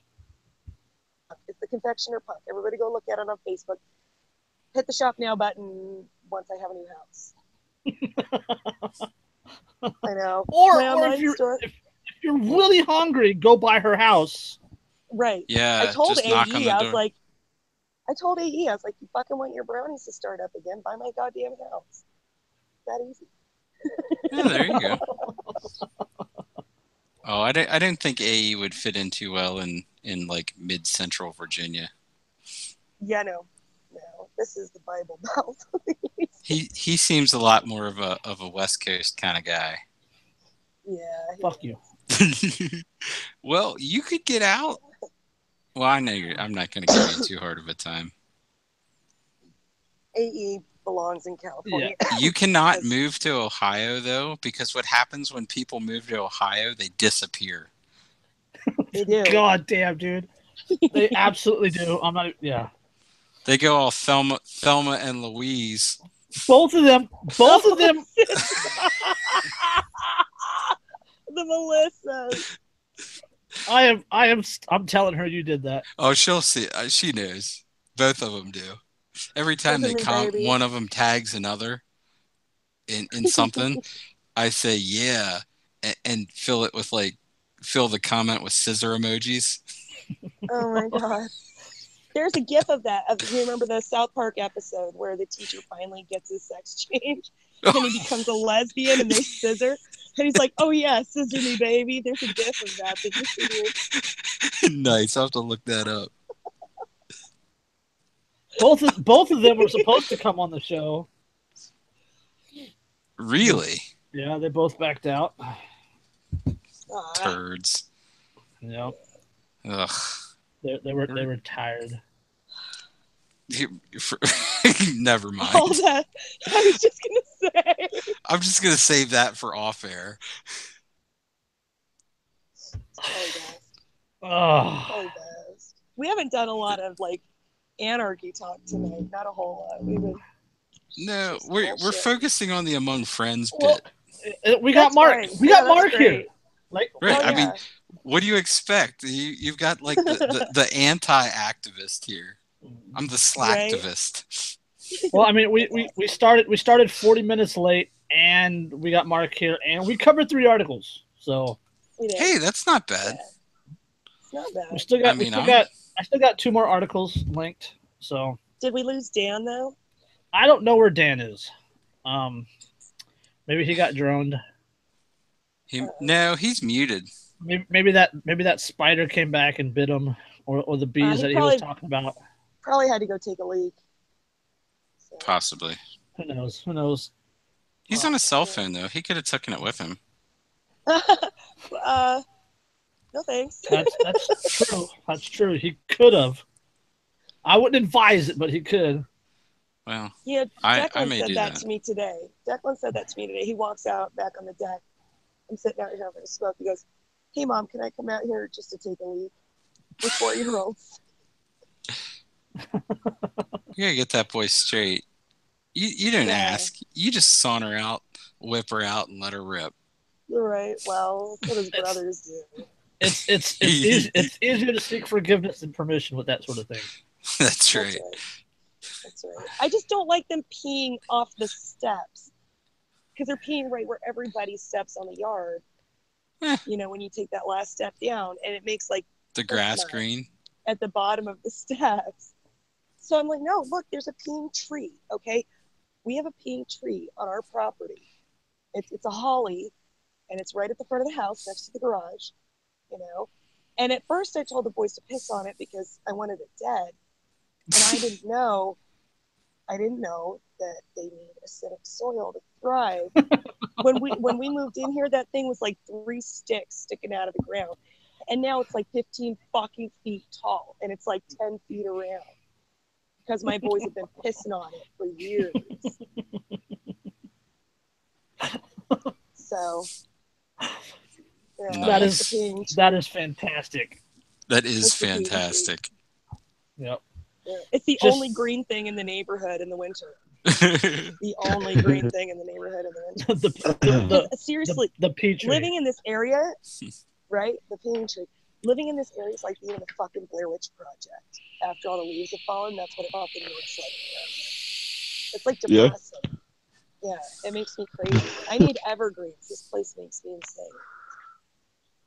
Well, you kind of grew up around evergreens everywhere, right? Oh yeah. On the Oh on yeah. the In West the Willamette Coast, yeah. Valley in Oregon. Hell yeah. Yeah. Yeah. Like over there, people like gather around the few trees that change colors in the fall because they're so freaking. And they're like, oh my god, right? There's no Right. like literally, she's not joking. Like it happens down Yeah. here too. In Oregon. Yeah, that's Uh-huh. right. Yeah. And everybody's Where like, I live, "Oh, everything fucking all the leaves change colors. I've never been to Yeah. Oregon. That's not true. I've been to Oregon, Portland. Oregon, and Washington. Washington. Yeah. But I mean, Like like the Catskill Mountains, in the this Catskill area, Mountains that are like a half an hour away from where I am. When it's like fall and all the leaves do change colors and whatnot, it's fucking gorgeous here. it's All yeah, the leaf peepers. I know. It's like October here is fucking insanely gorgeous. Yeah, That's the only month of the year. The rest of the time, it's like either bare sticks or just the same fucking tree everywhere you look. Yeah. You know? Well, that's because it's all subdivisions, and they, they've cut down all the regular trees and planted homeowners association acceptable trees. Yeah, in a lot of places, but not right out here. I mean, King George County is pretty small. It's pretty rural. There's a lot of land that is farmland, and a lot that has just never been developed because it can't be. Right. There's a lot of like ridges and shit. You know, like when you see, there's so many battlefields around here. When you see like the old, like the movies about Civil War, Revolutionary War, and there's all those ridges and gullies and things that they're hiding in and shit. That's where I live. Yeah. That's what it's like. Huh. We're Oh, well, Washington County is no different. We actually have some legit mountains. No, I drove through there on the way to Midwest Peace and Liberty Festival in Hagerstown. The area around it is beautiful. Yep, Like the it is. It's like the center of the universe. If it wasn't in Maryland, it would be fucking awesome. That's like my I feel that way on hometown. New York where I live. Yeah, my hometown is like that. If it wasn't in fucking Oregon, it would be awesome. Yeah, but it's still a lot better than say Maryland or California or New Yorkistan. Maybe. I don't know. Oregon's getting pretty fucking insane. Oregon's real bad. Yeah. Yeah, kind of. Yeah, except you can buy guns and you can buy weed. Grow weed. Yeah. You can buy and weed. buy and sell raw milk. In the state of Oregon, you can actually fly with weed in your pocket as long as you fly in state. Right, Portland to Eugene. Portland to Eugene or to Medford or something like that. Yeah. Yeah. Right. Yeah. Nice. Little plug here. If you're in Oregon, head to McMinnville. Mosey on down to the Green Ridge Apothecary on 8th Street. They got the biggest selection in Oregon. The biggest selection in this state. And is that where you went? That's my sister's place. That's your sister's place, yeah. Oh, nice. Yeah. Northern Lights. I'm going to recommend a strain. Nice. Northern Lights. That is one of the best indicas you will ever come across. That's a classic, man. That shit's been around forever. Yeah. That's like what I remember. Like, which one did I get? I think I got Purple Hindu Kush when I was last time. Nice. Good choice. Yeah. Yeah. That'll give you couch lock, though. Yeah. Yeah. For sure. It's magic. Patio lock. You interlocked with the couch or the patio, and you just become one with the universe. Exactly, dude. Exactly. I don't know. Melt into the sofa. I became one. Transmorphine. I became one with the party lights my mom has up in her backyard. Nice. But yeah, my sister has the biggest selection in Oregon. And her employees are fucking fantastically friendly people. And it's just a great little shop. That's awesome. It's in this really old, like, little craftsman bungalow. It's really cute. She's done it up super adorable. And, and they have this amazing selection in, like, mason jars. all along the walls, everywhere. Different Nice. strains. Dude, like Yes. that would be like my dream job to like own something like that. Yeah. Well, she's doing Nice. really well. There's Oh, the I'm She's sure. shit. doing really well, and it's great to me because so much of her youth was pockmarked by legal trouble over drugs. Yeah. You know what I mean? And now she's selling pot and being very successful at it. Yeah. You know, As an great. anarchist, as a liberty minded individual, walking into a pot shop is it feels like you're walking into another world, and you just walk it, and you can't not feel happy. Right. It's like Yeah, right? like a That's like- kid in a that's like- candy store. It's like Willy It's Wonka. like saying like frown on a jet ski. It's not possible. No, until you get the bill and there's like a 15% tax or 22% tax. Yeah. No. That's theft, you know. Yeah. You So, know, in all right. in Nevada, I saw a receipt from one place in Nevada where like the weed was like 150 and the taxes were like 170. Wow. Insane. Whoa. God damn. Yeah. So, all right. How about from So- Well, Colorado made so much money in tax revenue, like the first year that they instituted legal weed, and they fucking had like so much tax money that they didn't know what to do with it, that they were actually obligated to give it back to the taxpayers. And they were trying to Right. find a way that they could get around it and be like, no, fuck it, we're keeping it for ourselves. Right. Nice. Like, how does it feel to be a drug lord? Exactly. You have so much money and drowning in it. Ask the CIA. Yeah, but Yeah, right. But I hear Pablo that, Escobar.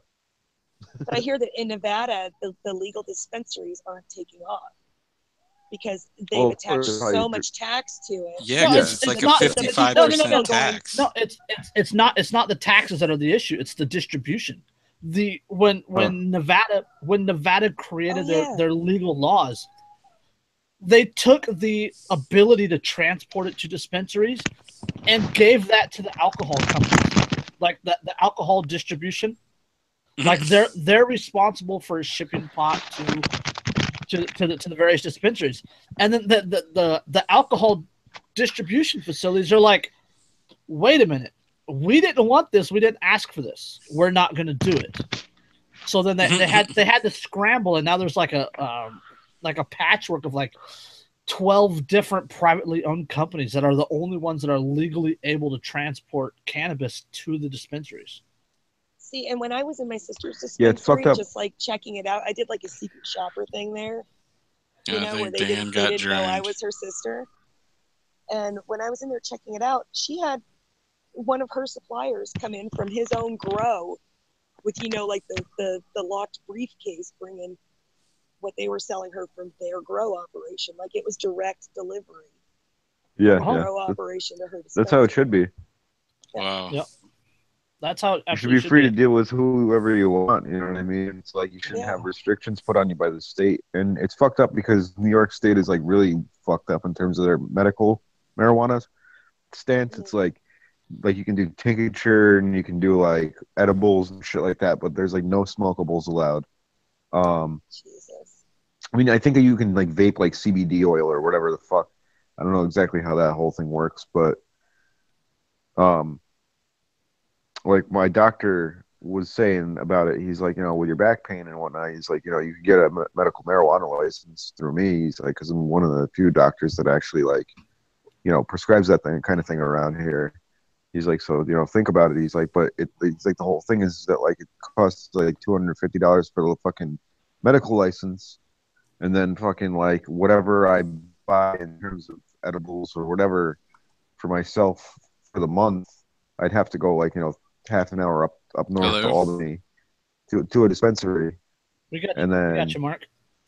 Oh, and then fucking you know, everything would be out of pocket. Like insurance wouldn't cover anything. So Yeah. it's like why do you Nice. even have like a medical system set up like that? Then it's like it's hard. Like I don't understand why they follow like the California model where you can just like do whatever. And you know, the VA will kick veterans out and refuse to treat them any further. The ones who don't still have, like, didn't retire, don't have the continuing health insurance. You know, Yeah. every veteran can seek medical care at the VA hospitals. But if they find weed in your system, you're out. They won't treat you anymore. Yep. Isn't that fucked up? Absolutely fucked But up. they're the ones prescribing lethal doses and combinations of heavy-duty prescription narcotics Oh on yeah, a fucking dude. constant basis to people. Instead of just letting them smoke a goddamn fucking plant. They're Well, gonna that's kind of what completely my destroy them with opiates. that's kind of what my dad went through because he was a vet and like fucking they had him on some insane shit. And I was like, nah, dude, like just smoke some weed and you'll be all right. Like, you know what I mean? Yeah. Like, and it And I helped don't- him way more than all the crazy like fucking insane shit that they had him on because like they had him whacked out on some fucking shit, man. Right. And I don't pretend that Crazy. it's a cure-all, you know. For my No. pain and stuff, though, I mean, either I can be on, like, 8 to 10 Percocet a day, or I could take my gabapentin every night, smoke a little ganja, and I feel fucking normal. Yeah, Absolutely exactly. normal. I don't feel any of my pain at all. Yeah. I mean, Yep. that's so much better for me than all the other muscle relaxers. What, you don't opiates, want to all this get other shit. get hooked on opioids? Come on. Oh, I know. I'm a terrible person. I'm a terrible person. So because irresponsible. I don't want a fucking opioid addiction. You want to smoke a Yep. dirty If- plant. But If you don't But get hooked, everybody's doing it. if you don't get hooked on Like opioids, this Derek, much then what are every they 2 fighting for in days. Afghanistan? Exactly. Right. Don't let their sacrifice be in vain. Take your pills like a good little slave. That's fucking insane. All right, how about from one bad government policy to another? Sure. Let's keep them why rolling. not? Mayor seeks temporary property hike to pay for Harvey recovery. Oh Jesus Temporary, Christ! my All right, but fucking ass. To quote, I think it's David Freeman. I think is what it was. Nothing is more permanent than a temporary government program. Oh, of course. So Mayor Sylvester Turner will ask City Council to approve an 8.9% hike to the city's property tax rate this fall to help Houston recover from Hurricane Harvey. Turner's proposal, which will begin a series of public hearings later this month to reach a formal vote in mid-October, will increase the property tax rate from 58.64 cents per $100 of appraised value to 63.87 cents. Well, okay. This is what the city's tax rate was 4 years ago, before a 13-year-old voter imposed limit on Houston property taxes began forcing City Council to cut the rate each year to avoid bringing in more revenue than allowed. Turner is able to propose an increase beyond the structures of the so-called revenue cap by declaring an emergency, allowing the city to collect a projected $113 million for 1 year. Quote, Nice. Debris removal could cost more than $200 million and will require the city to foot 10% of the bill without being reimbursed by the federal government. Houston also lost 334 city vehicles and saw the municipal courts building, City Hall, and adjacent annex and 2 sewage treatment plants knocked offline by funding. So, debris removal, trash. Yeah, that's what he says it's for is the trash. So it's collective punishment to clean up. Let's so talk about some other things that were temporary. Yeah, okay. Okay, So the Patriot Act was fucking temporary. The income tax was fucking temporary. It's fantastic, isn't it? nothing is more permanent than a temporary government program. So The Federal Reserve's supposed to be like kind of temporary. They gave them like 100-year charter. something like that, yeah. Did you review that charter? Something like that. Because that charter was up in 2013. I know that. The standing army is supposed to be So- temporary. So yeah, like a hurricane came through. Okay, this is what I find absolutely hysterical, right? So the hurricane came through and it destroyed all these houses, and all these houses are going to have to be torn down, right? So you go from for figure's sake, right? You got a $250,000 house destroyed by destroyed by flooding, destroyed by the hurricane, has to be torn out. Do they assess the value of the empty lot, or do they assess the value of the house as it sits, or do they assess the house after it's repaired? I think they're going off of their last assessment. Exactly, that's what they're doing. They're trying to get as much money as possible. So they're taxing on a house you can't even fucking live in anymore. Exactly. Not only that, they're going to tax you on a house that you can't live in, that you have underinsured, that you are struggling to put food on your table right now with your kids living in a hotel. Yeah. Your business is flooded. We know you're not living in Joel Osteen's church.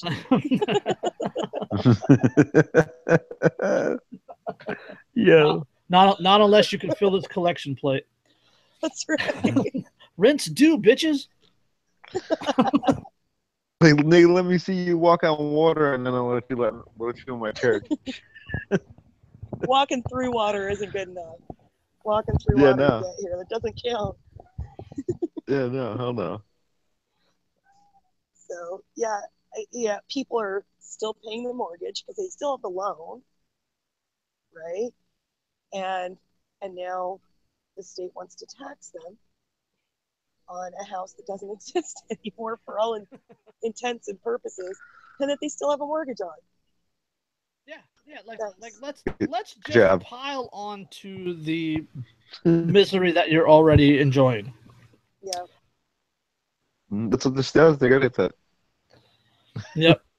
Because never let a crisis go to waste. Let me hit you with a speeding ticket, or a fucking out, or your player's not working or whatever. You know what I mean? Yeah. Then you'll have to come to court on your day that you're supposed to be working. Seriously, the government is the world champ of kicking you while you're down, people. For real, dude. Fucking world champ. It's fucked up. There's a quote from Brown. I don't remember the I gotta find this quote. Hold on. Or Harry Brown. That's who it is.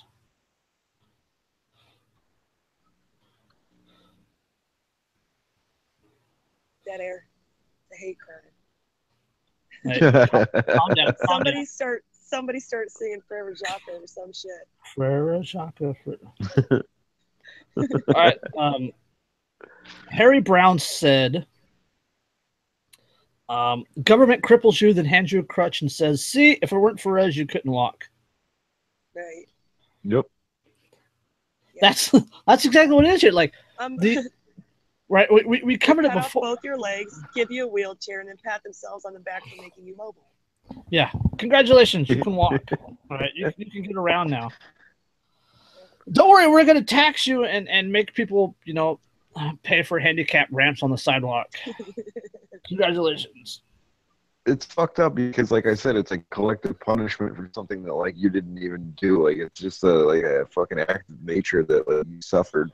So here we're gonna fucking, really shit on you when you're fucking when things are done. You know what I mean? It's like, what the fuck? They're so compassionate. And what's worse? Right? What's worse is if you actually go back to the reason that these people live in the floodplain in the first place is we covered it 2 weeks ago or a month ago. I think it might have been 2 weeks ago. The federal flood insurance program. Right. That irresponsible building in floodplain. Yeah, offering $350,000 of insurance for $450 a year. So people move into the swamp, right? They move into the floodplain because the land is cheap because nobody in their fucking right mind wants to build on the bank of a floodplain. But look, we can get the builders of the house we just went and looked at the other day. We can insure this house for $450 a year. Sure, why not? Let's do it. Right? The federal government backs it up. And then a hurricane comes through and it destroys all these properties, and the government's on the hook for all the insurance. And on top of that, Yeah, now well, they're it's going to crazy. start. Now they're going to tax the property owners even more. It's that kind of happened up in Pettsville. Like, I think it's kind of like, I'd say like maybe north, like more western from where I am, up in the mountains, though, up in the Catskill Mountains, and Prattsville. It's like on a floodplain, and when Hurricane Irene came through, the whole fucking town flooded out, and like whole entire town was destroyed, like done. And like that was on a floodplain, I think we lost. and that's probably why like a lot of. Yeah, we lost Mark. I think we did too. Oh. But yeah, I mean, they were probably had the same deal with that insurance, so urged to live there. Yeah. So all right, Dan, you had something that you wanted to bring up. We talked about it earlier. Oh yeah, about the whole. Well, I mean, it's not just the one incident of a cop getting off on killing, killing somebody. Talk about St. Louis. Whether it's somebody St. Louis right now. Yeah, in St. Louis. I mean, whether it's somebody of color or somebody that's white or whatever, it's usually made into a racial issue if it's somebody of color, obviously, because it's like there's political gain in that, and you can get people out in the streets, doing a lot of talking, but not a lot of and it's. I was just saying that yeah, I mean, it's a protest, like we always say, it's an appeal to authority. You know what I mean? You're like telling your parent figure, like, oh, change this for me so that, my conditions are better. Yeah. You know what I mean? Like, my situation of slavery is better. You know what I mean? It's like what the fuck is going on in the street and just chanting some bullshit about Black Lives Matter or whatever. Like, how is that going to fucking change anything? It's not. What do we want? Longer chains. When do we want them now? Yeah, like, you know what I mean? It's like, Please. Like, what the fuck, dude? You should just sign a petition, Dan, and vote really hard next time. That's the way to get real change. I should. And maybe I will fall into that trap. Weren't you just telling me to pick a side? Yeah, I was. Well, that's because when I run for dictator in 2020, you're gonna be forced to choose a side. It's either you're on my side or you're up against the fucking wall. I told you I'm already building the resistance. Yeah, and I said prepare to be infiltrated, subverted, and crushed in oblivion. And I said that kind of sounds hot. Whatever. And then I had to explain it to our buddy from Mike in Finland. I know. He's like, what does hot mean? I was like, it means sounds sexy. I was like, that means sounds sexy American. That was a fun thread.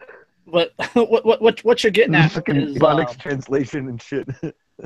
Yeah, what you're getting at is what's called political crusading. Yeah, exactly. Right? Never let a good crisis go to waste. To quote Rahm Emanuel. Yeah. These people, like be it Black Lives Matter or Occupy Wall Street or Antifa or the alt-right or I'll be right back. Et cetera, et cetera, et cetera. Yeah. Like these groups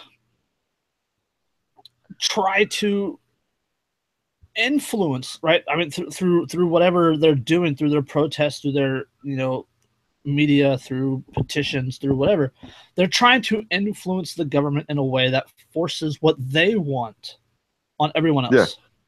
Yeah, right. They'll pass legislation in their favor. Yeah, it's scratch a status and a tyrant bleeds. Yep. I've been using that one a lot lately, so feel free to borrow it.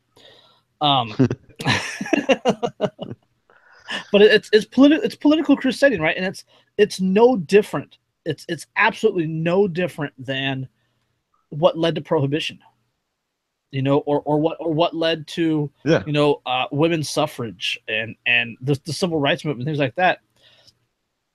Like, okay, well, civil rights movement's a bad example because that one actually changed things. But like it's people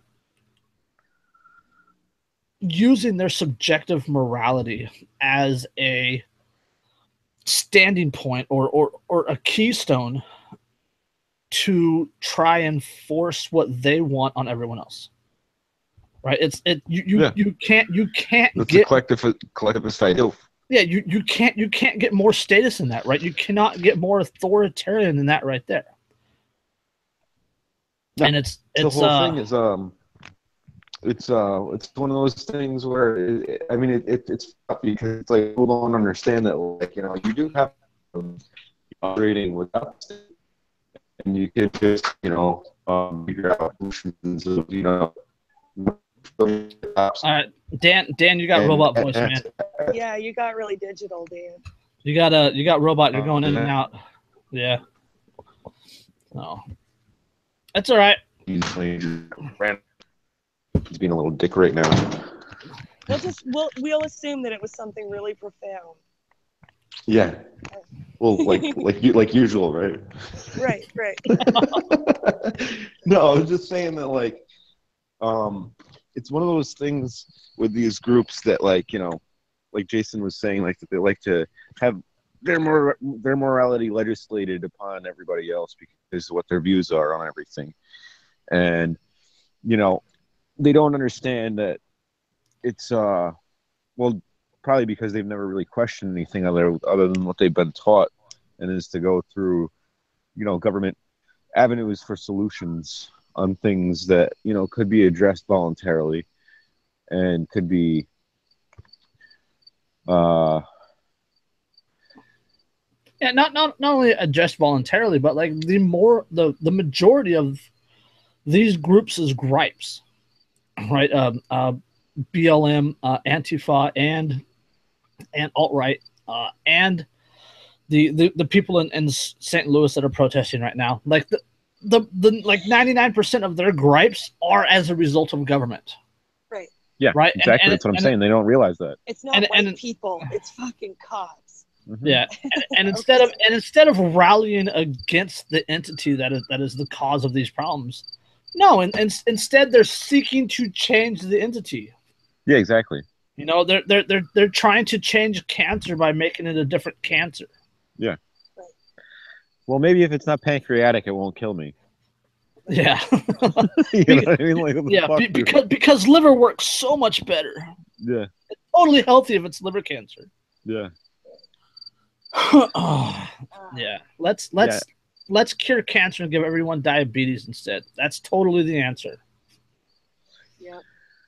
Like I don't understand how I already got diabetes. You would think that people that live in like urban areas that, like, you know, you consider like ghetto, or like they would be like, and I guess like in a sense they probably are more anarchistic than a lot of people, like, but they don't even realize that they are. You know what I mean? And they don't apply it evenly. Yeah, like exactly. They don't understand. So many people have never bothered to try to peel like the layers of obfuscation off of their own principles. They've never like really examined what their own principles are, yeah, and how to apply them. Yeah. It's just like a surface mental exercise for most people every 4 years or every 2 fucking years when an election comes up.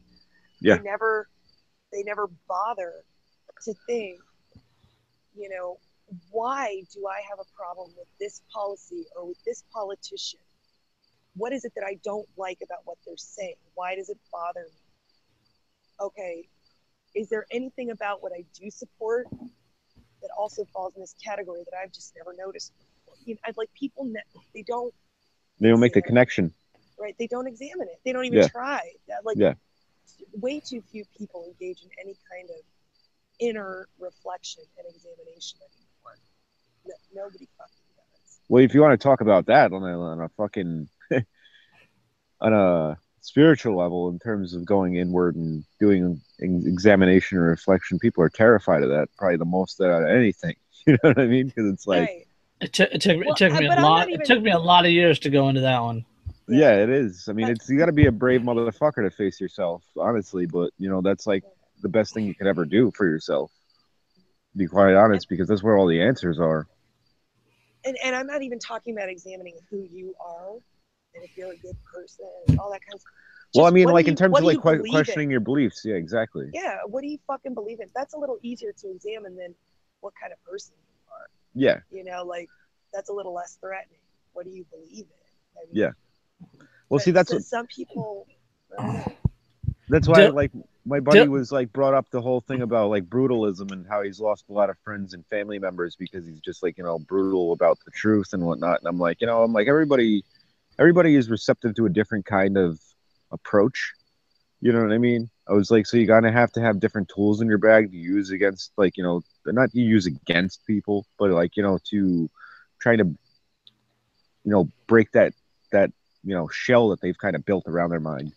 And I'm like, I always use humor because it's like the easiest way to disarm people and get them really to like laugh at like the how ridiculous their beliefs are without like them getting defensive about it. Yeah. Because like I always saw George Carlin do that, and like he'd address shit that like liberals do and conservatives do, and make the whole entire crowd laugh at themselves because they know that they believe that shit. You know what I mean? Right. And like I'd be like, oh wow, like he's like fucking like hitting a nerve with people, but at the same time, like getting them to think through humor. Like that was like one of the most powerful things that ever like hit me about like his brand of comedy. If you can make people see the absurdity of it. Yeah, exactly. Yeah. Dylan says that ghettos are anarchists, like in that we police ourselves in the streets. And I do agree with that a little bit. You know, ghettos do have a little bit of anarchy to them, a little bit of a natural order, if you will. Yeah. And there is a lot of what I call street justice. Yeah, totally.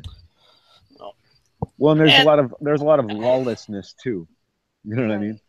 Well, and really the deplorable conditions in ghettos, those are direct result of government interference. Well, exactly. Yep. And that's why they should be directly in opposition to government. Absolutely. It's hard to be in opposition to something that is like literally having their hand out saying, come and take our money. Yeah, that's true. Right. So. That supports, you know, like 80% of your neighbors. Yeah. Yeah.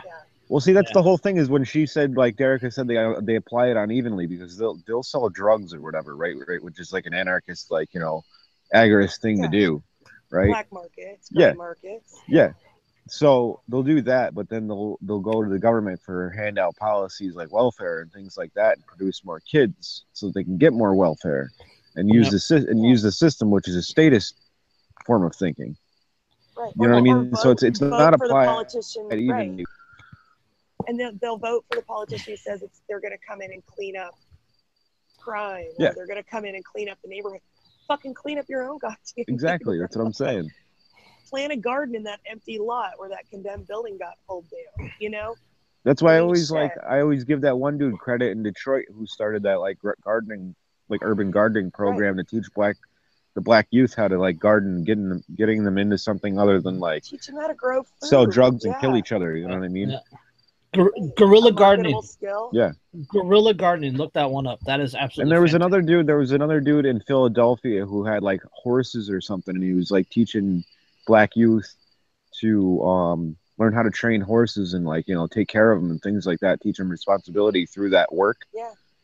And they were like, you know, developing like, you know, that's great work. I did that all through my youth. I mean, that's what I'm saying. Spent thousands of hours with horses when I was yeah, because I mean, it's like you're dealing with animals, so it's like you're dealing like you form a bond and a connection with that animal. You know what I mean? So it's like it gives you like that empathetic nature that you need.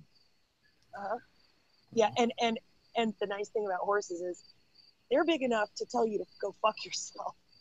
Totally, you got to be careful around them. Treat them right. You have to have a bond with them, or they will fuck you up. Yeah, my mom had a horse named fucking Jake. He was an old rodeo horse, and she was like, "Don't ever stand behind him; he'll kick you in the fucking face." I have a horse story, but I'll tell you guys that one after we go off the air. It's not like Tijuana, not a Tijuana story. Okay, all right. Thank God. My first ever experience on a horse, and it was terrible. Yeah, I've never ridden a horse. Really? Yeah, no. I did, which is kind of weird, but yeah, there's like a horse farm up the mountain from. All right, you know what? I'll tell the story, and then we gotta close out. We've been on 2 hours now. Oh, have we? Damn. Okay, so my first experience on a horse. Okay, so my kid's mother, Jennifer, she grew up around horses. She's a country girl, like barefoot riding horses. Like her mom was in the paper for riding the horse to high school. I mean, this is California, where it's kind of rare. Yeah. So I get Jennifer pregnant, and we go to meet her mom. Her mom only has one hand. She lost the other hand when she was very little, and went on to be a rodeo champion. No shit. Saddle bronc. One hand. Yeah, saddle bronc and barrel racing. Wow. That's hardcore. Barrel racing, right? Honestly, you run around the triangle of the barrels, and yeah. Yeah. Yeah, I've done that. Honestly, if you're using two hands, you're doing it wrong. You only need one for horseback riding. Yeah. So. Yeah. So either way, I go to meet Jennifer's mom, and she's got this pasture, 5 or 6 horses in it, and there's this horse Smokey. Huge horse. It's like 13.1 hands or something. If you know what, it's a hand is like 4.5 inches. Yeah. Right. So this horse's shoulders was like it was eye level to me. I'm 6 feet tall. Yeah. Right. They measure them from hoof to shoulder. So. Yeah. So I'm kind of a big guy. Jennifer and her mother are neither one of them are big people. So the only saddle that really fit me was her mom's old barrel racing saddle. Right. And it's extra long because leaning over, right, more whatever. So we saddle up the horse. I put my foot in the stirrup. I swing my other leg up. I come down, and the barrel racing saddle, it has the cantle. That's that little knobby thingy, and then it has this large hump that goes out and then down. That's what they lean on. That's what they lean against. Like a regular saddle, it's a cantle, then it goes down and back. So I sit down and I crush my testicles on the bump, and I let out this screeching squeak cry, and grab myself and fall sideways off the horse and land on my shoulder. And I'm landing on the ground just in excruciating pain. And I lay there for a good 25 minutes. And that'll knock the wind out of you too. Falling off the horse will knock the wind out of you. And Jennifer, fucking crushing your nuts. Jennifer was like 3 months pregnant, and she literally wet herself laughing at me. And yeah, that was my first experience meeting her mom, and my only experience riding a horse. At least it wasn't your only experience meeting her mom. Disarm them with humor, right? Act like you did it on purpose. Well, I didn't have anything else to disarm with anybody after that. So, that sucks, man. That's like some shit that would happen to me. It was so. And she tell Jen like every time I would get introduced to anybody, Jennifer would tell that story. Wonderful. And Suzanne, whenever she was like pissed off at me about anything, she would bring up that story just to rile me up. Nice. So the day that Jason will never live down. No, I will never live it down. I will never live it down. I cannot forget it. Like I cramp a little just telling the story. Yeah, I bet, dude. It was really bad. It was the worst pain I've ever experienced. Like, and I've been kicked in the balls by a person wearing rollerblades. Sitting on that horse saddle, it was the worst. So. Yeah, I've heard people like say that like when they just like even when they rode a horse, it fucking hurt their balls. Yeah, they're sensitive little marbles. They are, man. But there's a reason that men who ride a lot, the cowboy type, there's a reason they wear tight pants. Okay? This is true. It keeps the shit from like slipping under you where you end up bouncing on it. Yeah. I mean, that's a good point. It keeps everything where it's supposed to be up and high, so you're not sitting on it. The original skinny jeans. Yeah, but they were functional. They had a purpose. That's right. It didn't just look like a fag. Brokeback Mountain. All right, so I got a quote to end the show. All right. People don't think the market be like it is, but it do. Black economic man. Nice. That's right. Soul. My nigga. All right. Hey, what about Dan's inner monologue? Don't we have one of those? Oh shit. I think we have I think we have a new one actually. Oh, should I Um, assume the position? It's one from Dirica actually. Uh-huh. Or was I not I'm supposed to say creative. that? That's all right. I'm creative like All that. right, so this is Dan's inner monologue. Thought 130. Why does it feel so good to go pee when I'm high? Is it sexual good or relief good? I bet it's sexual good, and that's why the government made pot illegal. They don't want us to feel good in our privates. Fucking cocksuckers. That's some deep shit, Dan. And that's Dirica came up with that, Dan. I love it. I love that I can be a muse for you guys. So and yes. Dan's inner monologue. I made a series of memes. They are up on the Anarchy Among Friends Roundtable discussion Facebook page, posting every Sunday and Thursday morning at 7 a.m. Pacific time, or 10 a.m. Eastern. Oh, also, I wanted to mention one other thing. Last weekend, Jason and I did a Cancel the Cabal. And so we did a show on Yes, Saturday. with Steven. It was Steven. And if you have the link, maybe you could drop it. I don't have the link on me, but it wouldn't be too difficult to look it up. Right. Okay. So, yeah. So we did that. Yeah. And post it. I want to check it out. And this past Wednesday, I was on the Vanu podcast with Shane Radiff. That will be posting this week, and I am recording on Wednesday again with him on the Vanu podcast. Look at you, the guy that didn't want to do podcasts or anything. No, I didn't want to, but it's addicting. Once you start doing it, it gets addicting. We got him out of his shell. And Vanu, like if you guys have not read Vanu: The Search for Personal Freedom, I cannot recommend the book enough. Huh. I've never even heard of it. I hold it in regard right up there with Ben Stone's Sedition, Subversion, and Sabotage. Like I literally believe that these two books can almost be companion manuals. Nice. All right. Okay. Yeah, and I hold I'll Ben Stone's book in high regard as well. So yeah. Yeah, I have an autographed copy of Sedition, Subversion, and Sabotage. And you got to shake Lucky. the man's hand. Yeah. Lucky. Well, I gave him a hug, and I actually traded with him for the book. His wife wanted candy, so. Yeah. Why was he essentially at ended up trading. he was at the Midwest Peace and Liberty. Yeah. And Sweet. he lives like 20 minutes from the Melissas right now, and they had like the kids call him Grandpa Ben. Nice. Okay, That's awesome. like my jealousy level could not get any Right. higher. Right, dude. Yeah. So, all right. On that note, Super lucky little kids. we have been on for 2 hours now, and we are. Yeah, we're done. Yep. Stay all right. free, America. Thanks for watching, the people that did. Thanks for Dylan for commenting, and peace, love, anarchy.